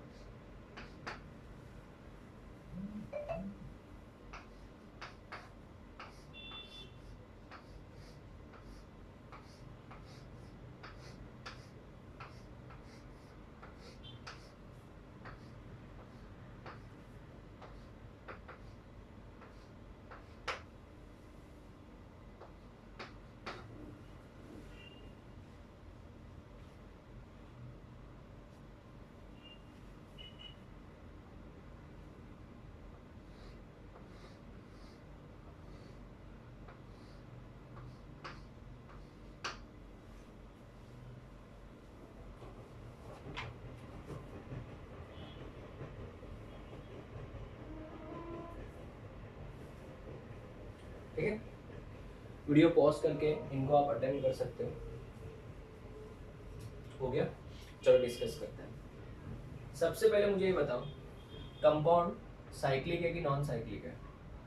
Sir this compound is cyclic. Is it planar और non planar? It's planar, correct. सबके सब क्या है? sp2 है, और ये अगर sp3 है तो इसके पास लोन पेयर है। नेक्स्ट, क्या साइक्लिक कॉन्जुगेशन है? हाँ है ना। ये वाला लोन पेयर पार्टिसिपेट करेगा, एक ही लोन पेयर पार्टिसिपेट करेगा, दोनों नहीं कर सकते। क्यों सर? क्योंकि अगर समझो एक ने पार्टिसिपेट कर दिया, ऐसा हो जाएगा, फिर आपका ये जो कंपाउंड का स्ट्रक्चर होगा वो इस तरीके का हो जाएगा, है ना। तो फिर ये लोन पेयर अभी वापस से पार्टिसिपेट नहीं कर सकता। क्यों? क्योंकि मैंने आपको बताया था ना, फिर वो 180 वाला हो जाएगा, तो पॉसिबल नहीं है ना। तो आप बताओ साइक्लिक कॉन्जुगेशन है या नहीं है? है, इसमें साइक्लिक कॉन्जुगेशन है। फिर बताइए पाई इलेक्ट्रॉन्स कितने होंगे? सर दो, यहाँ से दो, 4 हो गए, ये 6 और 8, 8 मत गिनना, 6 ही गिनना। क्यों? क्योंकि ये तो पार्टिसिपेट करने वाला ही नहीं है। ये पार्टिसिपेट कर पाएगा क्या? नहीं कर पाएगा। स्टूडेंट्स डू रिमेम्बर, इसको गिनना नहीं है। आप बताओ, ये वाला तो कंपाउंड हमने एलिमिनेट कर दिया लोन पेयर। तो आप बताओ 6 है तो बेटा 4 के टेबल में नहीं आ रहा है। So this compound is dash in nature, it is aromatic in nature.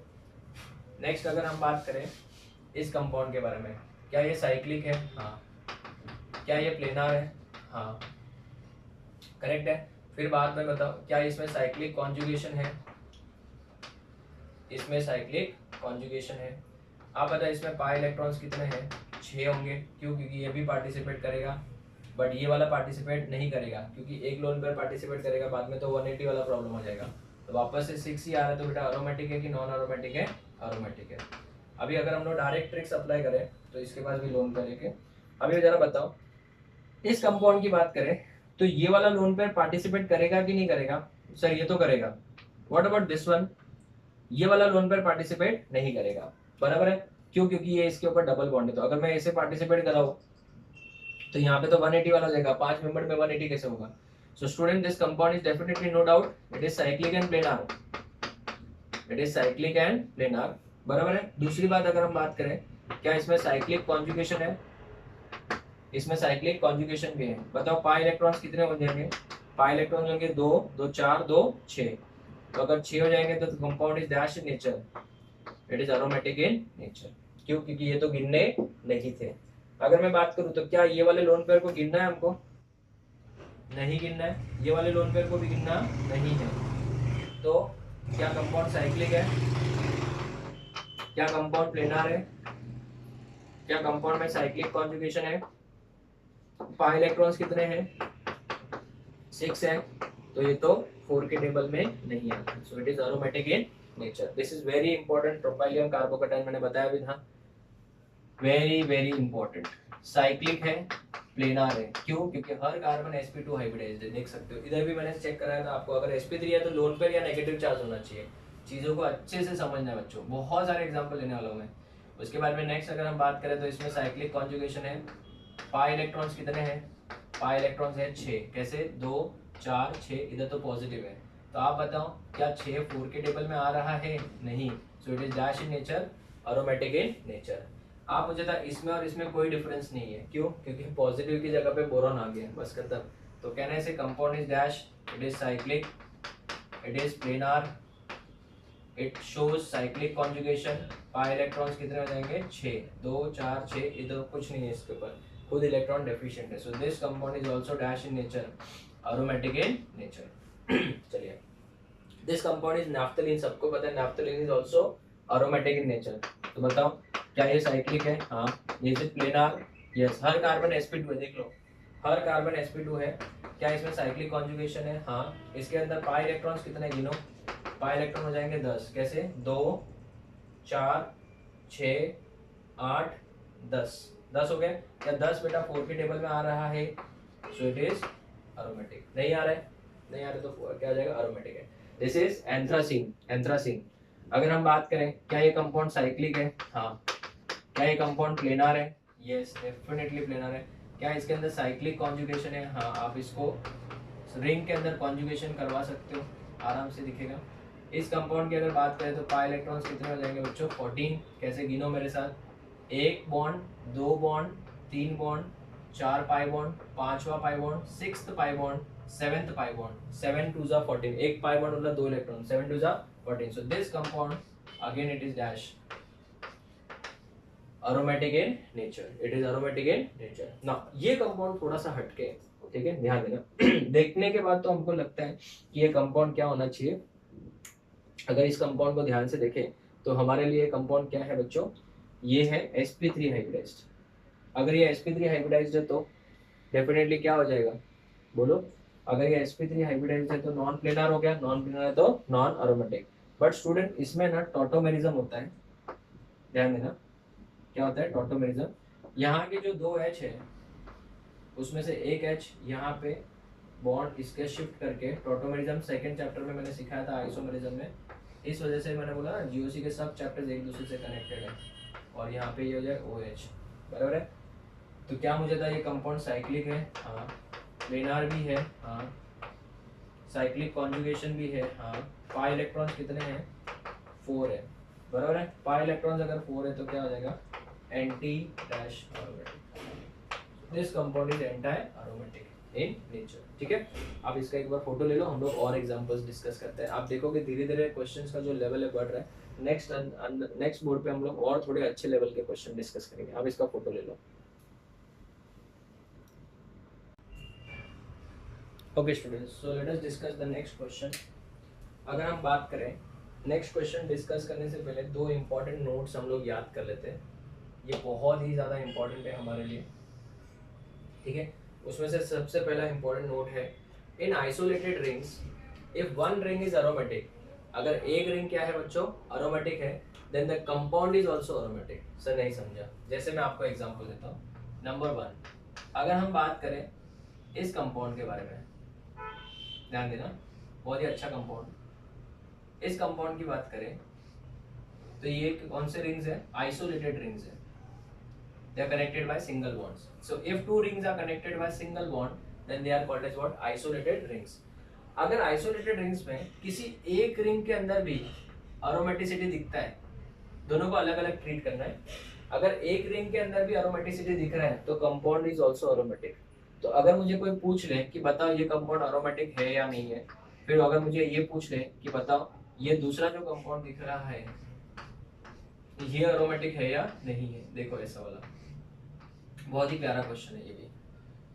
तो इन दोनों कंपाउंड्स को अगर मुझे देखना है कि ये एरोमेटिक है या नहीं, ये एरोमेटिक है कि नहीं है, तो हम क्या करेंगे, आप अगर ध्यान से देखो तो ये वाला रिंग जो है क्या है, वो एरोमेटिक है, ये वाले नहीं है. तो उन्होंने क्या लिखा है, in isolated rings if one ring is aromatic, क्या ये एक रिंग एरोमेटिक है, so therefore this compound is aromatic. Therefore this compound is also dash aromatic. तो अगर एक भी रिंग अगर एरोमेटिक हो गया तो कंपाउंड भी क्या हो जाएगा, एरोमेटिक हो जाएगा. अगर मैं इसकी बात करूं, भले ही एरोमेटिक नहीं है, sp3 है, बट एक रिंग तो एरोमेटिक है ना, तो compound is also dash aromatic. तो जेईई में बच्चों इस टाइप के क्वेश्चंस बहुत ज्यादा पूछे जाते हैं. ठीक है. दूसरा है note, if any resonating structure of the compound is aromatic then the compound is also aromatic. अगर हमारा कंपाउंड देखने से हमको एरोमेटिक नहीं लगता है, बट अगर उसका कोई रेजोनेटिंग स्ट्रक्चर क्या है, एरोमेटिक है, तो वो कंपाउंड भी क्या हो जाएगा, एरोमेटिक हो जाएगा. जैसे मैं आपके सामने एक एग्जांपल रखता हूँ, ये वाला देखिए.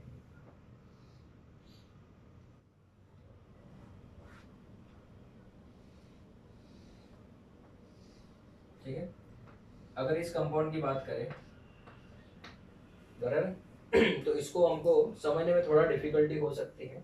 हम लोग अगर इसका एक रेजोनेटिंग स्ट्रक्चर बनाए, ठीक है, अगर इसका एक रेजोनेटिंग स्ट्रक्चर बनाएंगे हम, तो क्या इसका एक रेजोनेटिंग स्ट्रक्चर ये हो सकता है,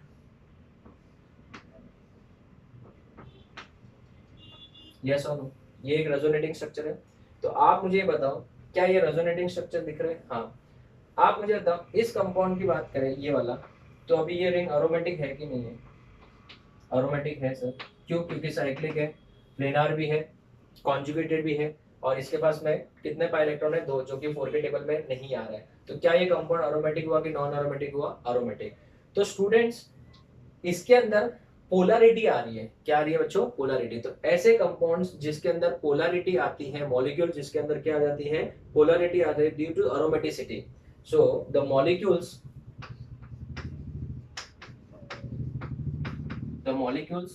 which are polar, due to aromaticity.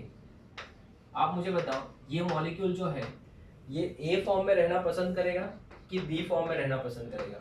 Definitely it will remain in B form, ठीक है ना। तो अगर ये बी फॉर्म में रहना पसंद कर रहा है तो इसका मतलब ये मॉलिक्यूल क्या हो गया, पोलर हो गया, due to what, aromaticity, because ये कंपाउंड अभी क्या है, अरोमेटिक है। So the molecule which are polar due to aromaticity are called, इसके लिए एक स्पेशल नेम है जिसको हम लोग बोलते हैं क्वासी अरोमेटिक।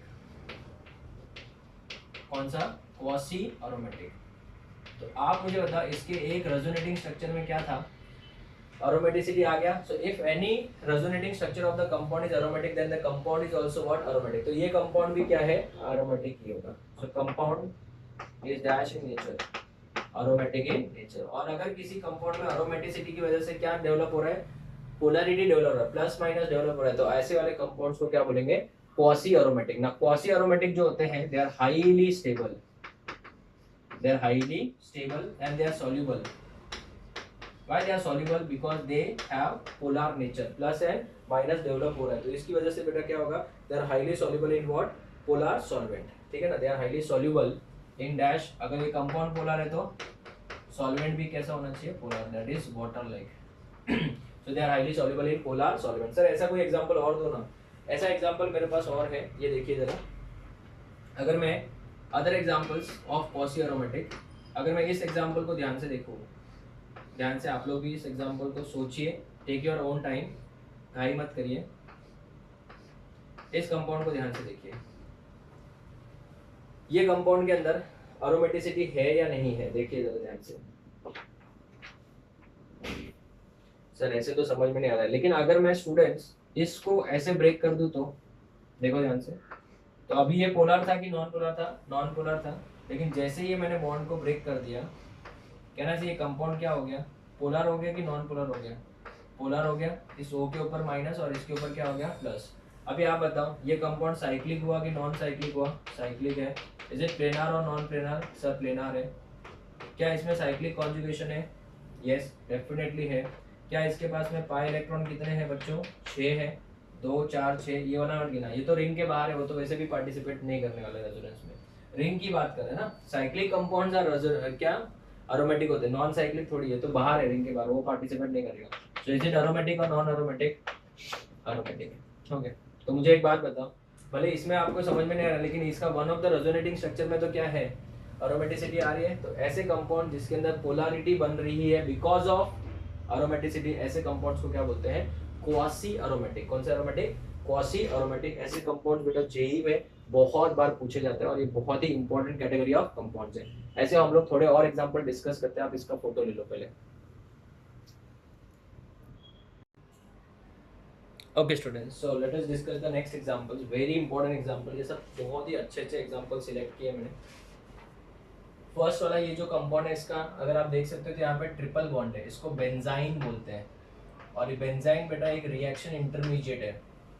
क्या है, रिएक्शन इंटरमीडिएट, जो हम लोग mechanism of organic reactions part 2 में पढ़ेंगे, जिसमें नाइट्रीन्स भी पढ़ेंगे, कार्बीन्स भी पढ़ेंगे, ठीक है। तो अभी आप लोग ये स्ट्रक्चर्स को थोड़ा सा प्रैक्टिस करते हैं हम लोग।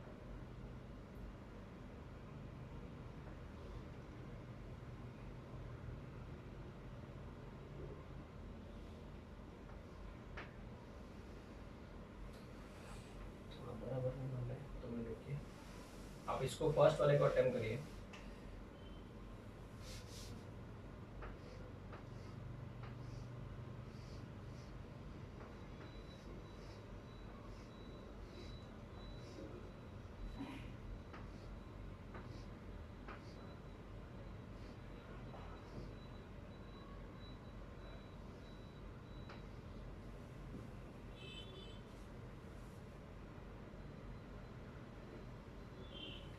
ये देखो ये ब्रिज है, ठीक है, ऑक्सीजन है यहाँ पे।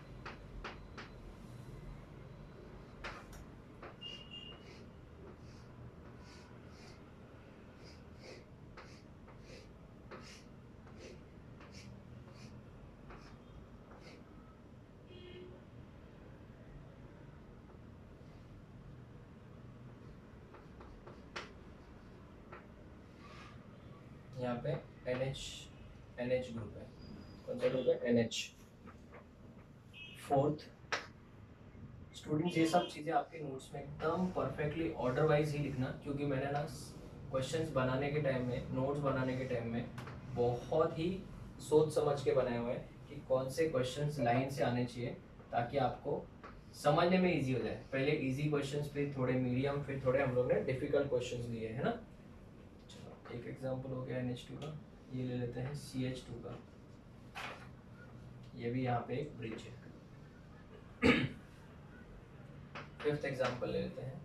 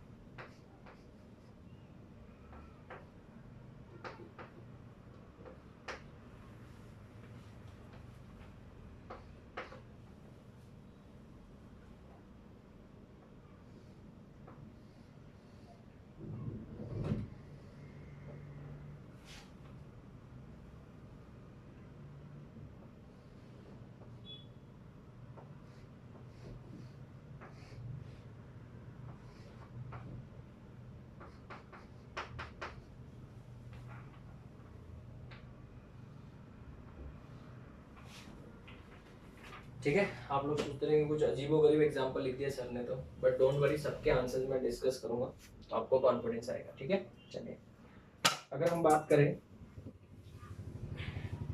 फर्स्ट वाले की, तो क्या ये कंपाउंड साइक्लिक है? Yes definitely. And is it a planar structure? Yes, because planar के लिए क्या होना चाहिए? sp2 या फिर sp3 के साथ लोन पेयर या फिर नेगेटिव चार्ज या फिर sp भी होगा। तो ये देखो, ये sp कार्बन नहीं है। ठीक है, जब हम लोग थर्ड चैप्टर पढ़ेंगे मैकेनिज्म ऑफ ऑर्गेनिक रिएक्शंस, तब हमको डिटेल में पता चलेगा दैट ये वाला एक इंटरमीडिएट है। तो अगर हम बात करें क्या इसमें साइक्लिक कॉन्जुगेशन नहीं है? है। इसके अंदर अगर पाई इलेक्ट्रॉन्स की बात करें तो बच्चों 6 ही गिनना, ये वाला मत गिनना, क्योंकि ये रेजोनेंस में पार्टिसिपेट नहीं करेगा। ठीक है, very important example. So this compound is going to be aromatic. ठीक है, ये कंपाउंड क्या हो जाएगा? अरोमेटिक हो जाएगा। अगर हम बात करें इस कंपाउंड की, तो ये साइक्लिक है, प्लेनार है, इसके अंदर साइक्लिक कॉन्जुगेशन है। ये वाला जो पार्ट है, ये वाला पार्ट, इसको अगर हम बाहर देखें तो ये तो एकदम बाहर ही है। मेन जो पार्ट है वो यही है। ठीक है ना, ये ऑक्सीजन है, NH है या फिर CH2, वो तो क्या है बेटा? वो तो बाहर है। इसको हम लोग को रिंग का पार्ट नहीं होना चाहिए। रिंग का part, it should not be the part of the ring. ठीक है ना, जो sp3 हाइब्रिडाइज कार्बन ऑक्सीजन कुछ भी रहेगा, ठीक है, वो रिंग का पार्ट नहीं होना चाहिए। अगर हम लोग सिर्फ रिंग को देखें, सिर्फ रिंग को देखें, तो कहना से बेटा यहाँ पे 2 4 6 8 10 पाई इलेक्ट्रॉन है। तो पाई इलेक्ट्रॉन कितने हो जाएंगे? 10। पाई इलेक्ट्रॉन अगर 10 है तो ये भी क्या हो जाएगा? अरोमेटिक। ये भी रिंग का पार्ट नहीं है, this is out of plane. ठीक है ना, ये वाला रिंग का पार्ट जो है वो आउट ऑफ प्लेन नहीं होना चाहिए, ये तो रिंग के बाहर अलग से है। ठीक है, तो ये वाला भी कंपाउंड क्या हो जाएगा? अरोमेटिक। ये तीनों के तीनों कंपाउंड बहुत ही इंपॉर्टेंट है, और जनरली ये जेई वाले स्टूडेंट्स को परेशान करेंगे। नीट वाले के लिए जो मैंने इसके पहले सीखा है उससे बाहर का जनरली क्वेश्चन आता नहीं है। रिंग का पार्ट देखो, ये रहा, ये sp3 हो गया। So this is going to be dash in nature, non aromatic in nature. अब ये जो दो एग्जांपल्स है वो बहुत अच्छे हैं। आपने अगर इनऑर्गेनिक केमिस्ट्री में पी ब्लॉक चैप्टर मेरा देख लिया है, तो वहां पे मैंने आपको सिखाया था, इसको हम लोग इनऑर्गेनिक बेंजीन बोलते हैं। कौन सा बेंजीन बोलते हैं? Inorganic benzene. ठीक है, सो ये इनऑर्गेनिक बोराजीन बोलते हैं। ठीक है ना, अगर हम लोग इसका नेक्स्ट रेजोनेटिंग स्ट्रक्चर बनाए तो कैसे दिखेगा बताओ? बोरॉन, यहाँ पे नाइट्रोजन, यहाँ पे नाइट्रोजन, बोरॉन, नाइट्रोजन, यहाँ पे डबल बॉन्ड आ जाएगा, इस नाइट्रोजन, डबल बॉन्ड, सब जगह पे एक एक क्या है बच्चों? हाइड्रोजन है। तो कैन वी से दैट इसमें भी बेटा टोटल कितने इलेक्ट्रॉन हो गए? साइक्लिक है, प्लेनार है, कॉन्जुगेटेड है, उसके बाद में 6 पाई इलेक्ट्रॉन है। So this compound is also dash in nature, aromatic in nature. अगर आपने कोऑर्डिनेशन कंपाउंड्स पढ़ा है, कोऑर्डिनेशन कंपाउंड्स, उसमें हम लोग पढ़ेंगे फेरोसिन के बारे में। किसके बारे में? फेरोसिन। ये हायर स्टैंडर्ड है बट मैंने इंक्लूड किया है यहाँ पे, आपको देखो समझ में आता है। इस कंपाउंड को अगर आप ध्यान से देखोगे तो ये इसका रियल स्ट्रक्चर है, ये इसका रियल स्ट्रक्चर है इस तरीके से। ये ऊपर रिंग ऐसा है, नीचे भी एक ऐसा रिंग है, बीच में Fe2+ है, तो इसको सैंडविच कंपाउंड बोलते हैं। So ferrocene is a dash compound, sandwich compound. अगर आप हायर स्टैंडर्ड्स में केमिस्ट्री पढ़ते हो तो उसमें ये आता भी है। तो आप मुझे बताओ ये वाला कंपाउंड क्या है? साइक्लिक है। Is it planar? Yes. Is it cyclic conjugated? Yes. Pi electron कितने हैं? 6 पाई इलेक्ट्रॉन है। So this compound is going to be dash in nature, it has to be aromatic in nature. ये aromatic है, ये aromatic है, तो Fe तो बीच में खाली सैंडविच हुआ है, तो this compound is also aromatic. इसका नाम है फेरोसिन क्योंकि ये फेरस यूज हुआ है। अगर क्रोमियम होता तो क्रोमोसिन बोलते हैं उसको। आई रिपीट, क्रोमियम होगा तो उसको क्या बोलते हैं? क्रोमोसिन। तो स्टूडेंट ऐसे compounds are also dash in nature, aromatic in nature. Again I tell you, benzene students हम लोग अगले चैप्टर में आएगा, बट मैं यहाँ पे आपको बता दूं it is dash in nature, aromatic. दूसरा, आपका जो प्लेन जो साइकिल का जो पार्ट है, साइकिल का पार्ट, उसमें कोई भी sp3 कार्बन नहीं होना चाहिए। अगर होगा तो लोन पेयर या नेगेटिव चार्ज होना चाहिए। ये तो आउट ऑफ प्लेन है। प्लेन का कोई भी पार्ट, सॉरी रिंग का कोई भी पार्ट बाहर है क्या प्लेन के? नहीं। ठीक है, तो ये वाला पार्ट प्लेन के बाहर है, ये वाला पार्ट प्लेन के बाहर है, ये वाला पार्ट रिंग का कोई भी पार्ट प्लेन के बाहर है नहीं, ये तो पूरा अलग से ही है। तो इससे बेटा ये तीनों के ऊपर कोई फर्क नहीं पड़ रहा है, ये तीनों एरोमेटिक हो जाएगा। ये तो नॉन एरोमेटिक है, इसका मैंने रीजन बता दिया। ये ऐसा होता है अगर किसी भी रेजोनेटिंग स्ट्रक्चर में क्या आ जाए, सर किसी भी रेजोनेटिंग स्ट्रक्चर में अगर एरोमेटिसिटी आ जाए, ठीक है, तो कंपाउंड भी क्या हो जाएगा? एरोमेटिक। और फेरोसिन मैंने आपको समझा दिया, एक्चुअल में ये जो पार्ट है वो इस तरीके का है, ये भी और ये भी। इस वजह से बेटा ये कंपाउंड क्या है? एरोमेटिक इन नेचर है। तो आप लोग इसका फोटो ले लो। अभी आप देख रहे हो धीरे धीरे थोड़ा लेवल बढ़ रहा है। Again I am saying, if you are CT student या फिर सिर्फ आप नीट कर रहे हो तो इसके पहले जितने एग्जाम्पल्स दिए उतने काफी है आपके लिए। अगेन आई रिपीट, जितने एग्जाम्पल्स मैंने दिए काफी है। ये सिर्फ और सिर्फ उन बच्चों के लिए जो जेई एडवांस के लिए प्रिपेयर कर रहे हैं। ठीक है, तो आप इसका फोटो लो, फिर हम आगे बढ़ते हैं। Okay students, so let us discuss about the last topic, that is annulenes. अगर हम बात करें एन्युलिन्स की तो उसमें भी हम लोग एरोमेटिसिटी चेक कर सकते हैं। अभी आपने नाम सुना एन्युलिन्स तो आपको थोड़ा शॉक लगा कि एन्युलिन्स क्या होते हैं। नाम बड़े दर्शन छोटे, बेटा ध्यान से सुना। एन्युलिन्स का मतलब मोनोसाइक्लिक, एक ही रिंग होगा। कॉन्जुगेटेड पॉलीइन, कॉन्जुगेटेड मतलब जिसके अंदर क्या होगा? Double bond single bond, double bond single bond conjugation होगा with even number of carbon atoms. Number of carbon atoms क्या होगा? इवन होगा। उन्हीं को क्या बोलते हैं? एन्युलिन। जैसे समझाओ सर एग्जांपल, आप मुझे बताओ क्या ये मोनोसाइक्लिक है? हाँ, दोनों मोनोसाइक्लिक है। क्या कॉन्जुगेटेड है? डबल सिंगल है, ये भी सेम। पॉलीइन है, बहुत सारे डबल बॉन्ड्स हैं with even number of carbon. इसमें कितने कार्बन है? 4। इसमें कितने? 6। तो इसको हम लोग 4 स्क्वायर ब्रैकेट में लिखेंगे, 4 एन्युलिन। बस खत्म। नाम बड़े दर्शन छोटे। इसको क्या बोलेंगे? 6 annulene. Even number of carbon atoms होंगे। सर और कोई एग्जांपल? अगर हम बात करें ये वाले कंपाउंड की, देखिए ये भी कॉन्जुगेटेड है, पॉलीन है, मोनोसाइक्लिक है, कॉन्जुगेटेड है, पॉलीन। ठीक है, even number of carbon 8 carbon है, 1 2 3 4 5 6 7 8। तो इसको क्या बोलेंगे? 8 क्या? एन्युलिन। तो अगर एन्युलिन्स के अंदर हम लोग चेक करें एरोमेटिसिटी तो वापस से हमको वही रूल्स फॉलो करना पड़ेगा, दैट इज ह्यूकल्स रूल। हमने इसको ऑलरेडी पढ़ चुके हैं। अगर हम बात करें तो ये एंटी एरोमेटिक था, ये एरोमेटिक था। और इसकी बात करें तो इसके अंदर 4 2 + 2 + 2 + 2 टोटल कितने हो गए? 8। 8 मतलब किसके टेबल में आता है? 4 के टेबल में आ रहा है। तो ये कंपाउंड की अगर हम बात करें, very very important, I repeat, it's very very important. बहुत सारे स्टूडेंट्स अपने मार्क्स खो चुके हैं इसमें, मैं बताऊंगा क्यों। बराबर है, ध्यान देना। अगर मैं इस कंपाउंड की बात करूं, साइक्लो ऑक्टा टेट्राइन, साइक्लो ऑक्टा टेट्राइन, इस कंपाउंड की बात करें तो इसको हम लोग 8 एन्युलिन बोल सकते हैं क्योंकि इसमें 8 कार्बन एटम्स है, 8 एन्युलिन है। बराबर है। अगर हम लोग सिंपल वे में जाएं, बताओ क्या ये साइक्लिक है? हाँ। क्या ये प्लेनार है? हाँ। कार्बन sp2 है।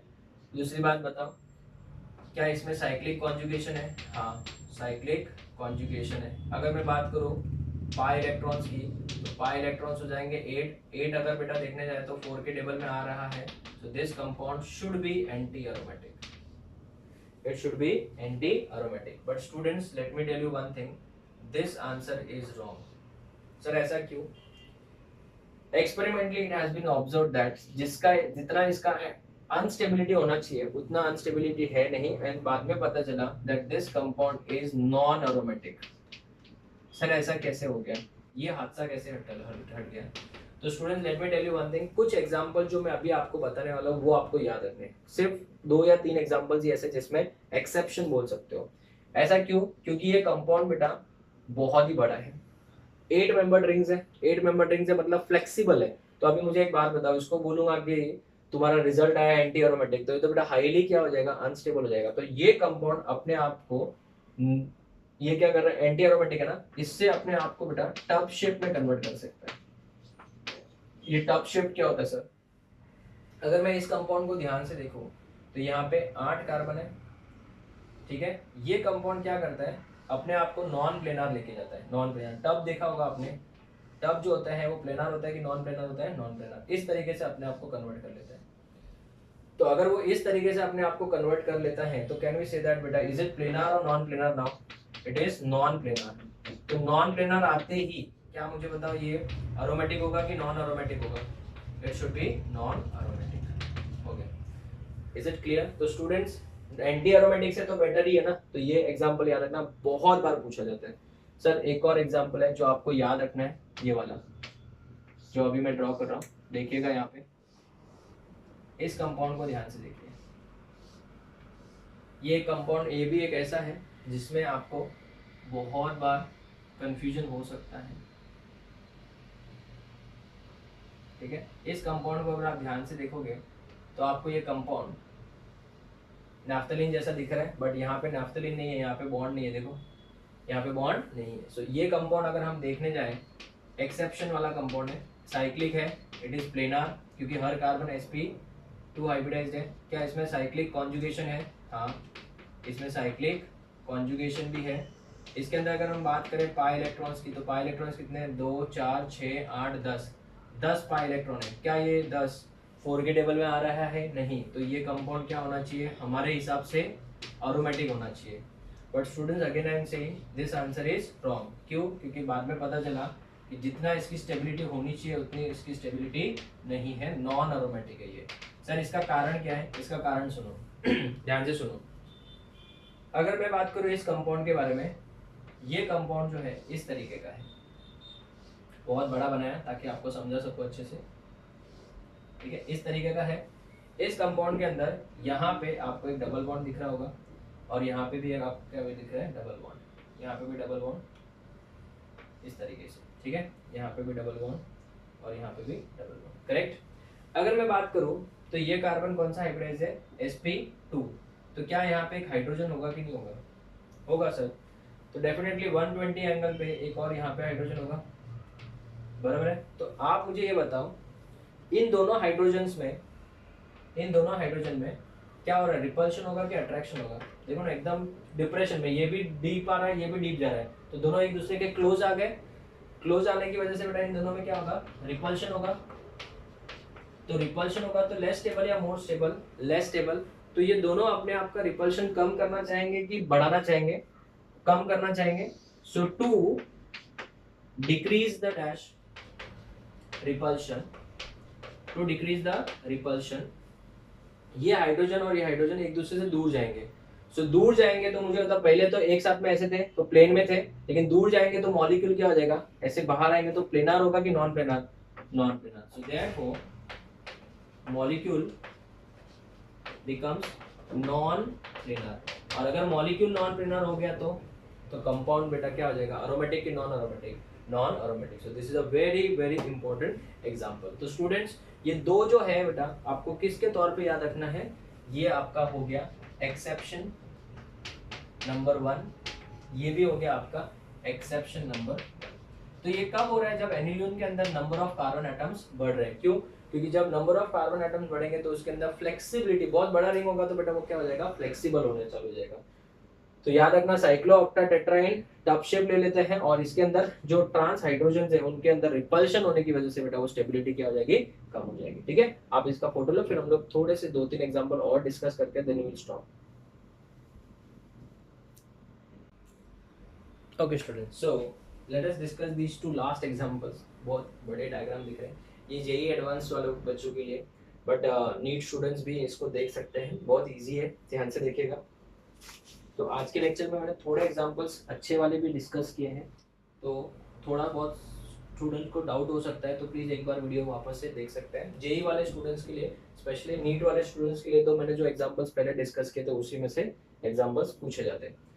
अगर हम बात करें इस कंपाउंड के बारे में, तो ये कंपाउंड बच्चों वापस से क्वासी एरोमेटिक वाले कंपाउंड्स होंगे। मैं आपको बताता क्यों। ना तो ये रिंग एरोमेटिक है, ना ही ये रिंग एरोमेटिक है, बराबर है। बट अगर मैं इस बॉन्ड को इस तरीके से ब्रेक कर दूं तो जस्ट इमेजिन करो, अगर मैंने इस बॉन्ड को इस तरीके से ब्रेक कर दिया तो ये तो रेजोनेंस का पार्ट हो जाएगा। फिर तो आप बताओ, ये वाला रिंग जो होगा वो कुछ इस तरीके का होगा, ठीक है, सिंगल, ये भी सिंगल, बराबर। तो आप बताओ, यहाँ पे पॉजिटिव चार्ज, यहाँ पे negative charge, double bond, double bond, correct है। आपको नहीं लगता है ये वाला जो पार्ट है अभी वो क्या है, एरोमेटिक हो गया, हो गया। ये एरोमेटिक है कि नॉन एरोमेटिक है, एरोमेटिक है। ये भी तो एरोमेटिक है सर। तो अगर ये दोनों एरोमेटिक है तो कंपाउंड भी क्या हो जाएगा, aromatic. The compound is dash in nature, aromatic in nature, simple. Cyclic Penner conjugated 4n+2 pi electron सब फॉलो हो रहे हैं यहाँ पे, ठीक है। अगर मैं इस कंपाउंड की बात करूँ, इस कंपाउंड में मैं अगर ये बॉन्ड इस तरीके से ब्रेक करता हूँ तो ध्यान दीजिएगा क्या हो जाएगा इसमें, इस कंपाउंड के अंदर ये बन जाएगा ऐसा, ऐसे, राइट। यहाँ पे डबल बॉन्ड, यहाँ पे डबल बॉन्ड, यहाँ पे नेगेटिव चार्ज, यहाँ पे पॉजिटिव चार्ज, इस तरीके से हो जाएगा। अगर आप ऊपर वाला रिंग देखते हो तो ऊपर वाला रिंग भी एरोमेटिक है, रूल्स फॉलो करके चेक कर सकते हो। और नीचे वाला रिंग जो है वो भी क्या है, एरोमेटिक है। तो ये कंपाउंड जो है दोनों कौन से वाले कंपाउंड्स है, quasi aromatic. Both are dash are the examples of quasi aromatic.